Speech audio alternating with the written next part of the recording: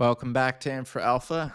Today, I wanted to talk about the two types of debt sizing in project finance and why there's really only one approach you should take. Let's get into it. So, your first approach to debt sizing and what I generally recommend in project finance is what's called present value sizing. So there's a couple things you need to get to your debt size in project finance. One is CFADs, and that's essentially unlevered free cash flow, inclusive of maintenance, capex, and working capital and taxes if it's taxable at the SPV. The next thing you need is your applicable DSCR. So typically in project finance, it's a flat DSCR through your profile, but you could have an escalating DSCR. And the last thing is you're going to need to go in and have your all-in interest rate. Typically, that's a spread over SOFR or whatever your base rate is, and you'll have a SOFR curve and a portion that's fixed and floating. But for today, I've just assumed a fixed SOFR throughout. So once you have those three items, your CFADs, your constrained CFADs, and your all-in interest rate, you can create what's a discount factor. From my CFADs, I've just constrained that number by our DSCR to get to our constrained CFADs. Then I looked at our all-in interest rate and looked at my first period of sizing. So you can do this with an if statement or just simply put a 1 here. So if you want to do an if statement, it'd be equals if the period that's 1, you can do that with a flag or whatever you want, then it's going to be 1. Otherwise, divide the prior period by 1 plus your all-in interest rate. And that will give you essentially a dynamic discount rate. So wherever your initial sizing flag is, it will allow you to move your sizing cash flows and have a dynamic sizing mechanic, which enables interest-only periods and different issuances, recaps, and stuff like that. So the dynamic discount factors is really helpful. So from there, all you need to do is use some product formula, and I like to highlight the entire row just because capturing the exact array sometimes can lead to errors. So I just make sure that there's nothing overlapping. So I don't have 130 and some number here. And then I can use this full row array to basically be dynamic, and I'll always capture all my CFADs as long as my discount factor and constrained CFADs are set up correctly. And the second thing is you want to make sure you're only picking up constrained CFADs during your sizing period. So if you had constrained CFADs in this period and you times it by 1, you're going to oversize your debt. So you need to multiply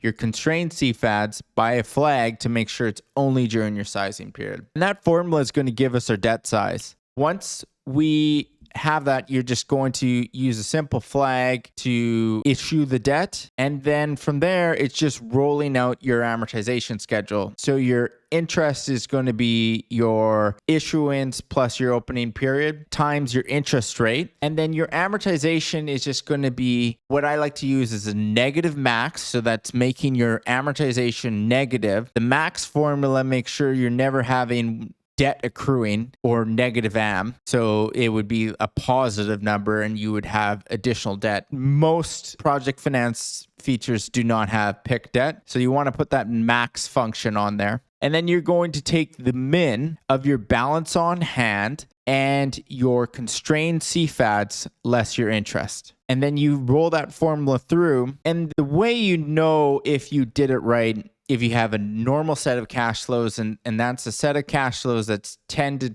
25 years, and you don't have too long of a sizing period and your cash flows escalate at a normal period, you should see the same minimum DSCR and average DSCR as your sizing DSCR. So these should all equal. So if you see a flat 130 in our case across, and you amortize in the last period of your sizing period, you know you've sized the debt appropriately. The last thing you want to check for is, does your debt service equal your constrained CFADs? And that means you've essentially allocated all of your constrained CFADs to your debt tranche and you've maximized your debt size within your sizing constraints. So that's the present value method.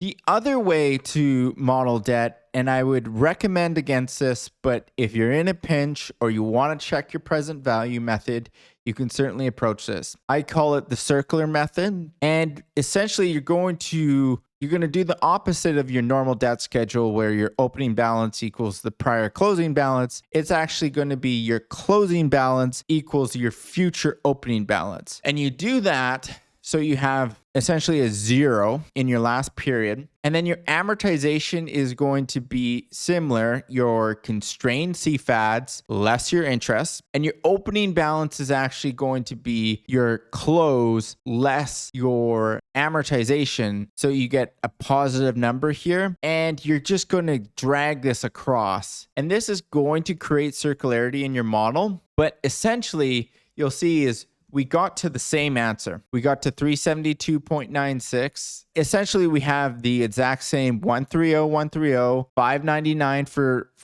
debt service is the same as constrained CFAD. And this is a correct debt size. But if you want to have a non-circular model, as you work through larger models, you're going to want to remove circularity, maintain the speed of your model. Otherwise, it's going to be very tough to calculate things as your model gets larger. You're going to have to macro your amortization, and then that will constantly need to be updated in a way. So it's not my preferred method. And the last reason I don't like, other than the circularity, is you can't dynamically figure out what a debt size is with a data table. So what I like to do is if I was asked, okay, here's our set of cash flows, what are our parameters of our debt size? The quickest way to do this is actually create a data table. So you set this up as one row is your DSCR. You have a large range here, but you're really just trying to see, okay, what's essentially the football field of answers here. And then the next place you can either use margin or your all-in rate. I use margin here to just go and say, okay, what risk parameters? So if you had a 115 DSCR, maybe you'd be pricing it up quite a bit. Then you just use the data table function within Excel. So you're just going to go data, what if analysis, and data table. Your row input cell is going to be your DSCR. Your